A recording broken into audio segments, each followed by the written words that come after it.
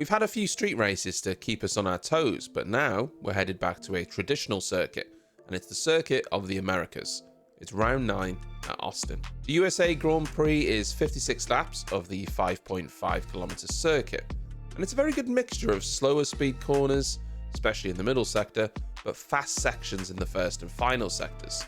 You need a very good car balance around here. The driver with the most wins around the Circuit of the Americas is Lewis Hamilton with 6, but Ferrari have the most constructors' wins with 10.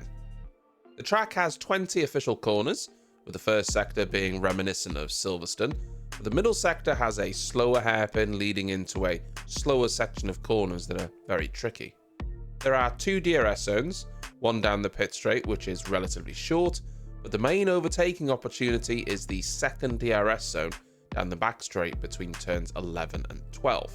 The last winner at Austin was Max Verstappen. This weekend, the Pirelli tyre offerings are the C2, C3 and C4 compound tyres, middle of the range.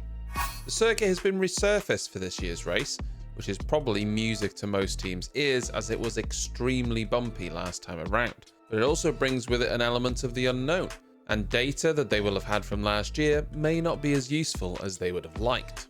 It's also another sprint weekend, so only one practice session to get it right. We know that teams are bringing substantial upgrades to Austin. When describing the Mercedes updates, James Allison said, "We've got a fairly substantial set of new clothes for the car coming for Austin that we hope will give us a decent weekend there. So we've got to deliver all that and get ourselves ready for these last few races of the year." Ferrari are also working on upgrades, while also trying to focus on next year's car. Fred Vasseur said, "We, like many others, will be bringing new parts to Austin. We are already working on the 2025 machine, but we will do our best to bring something to the SF24. Then, Red Bull, we know they're bringing upgrades that they hope will fix their balance issues and put them back towards the front." Helmut Marko said, "We believe that from Austin we will have a package that should make us more competitive, probably even very competitive." It's all to play for in Austin, but just as a reminder, I put this video together probably 3 weeks ago now as you're watching this, because as you're viewing it, I'm still on holiday.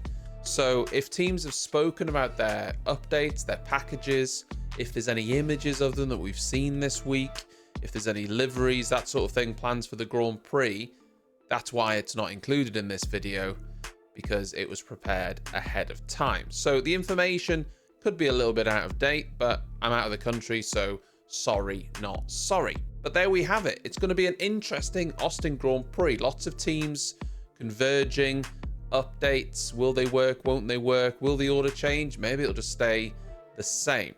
I'll be back in the country on the Saturday, so I will miss the sprint qualifying, but I'm hoping to be live for the sprint, forward, and the race on Sunday. So I'll see you then.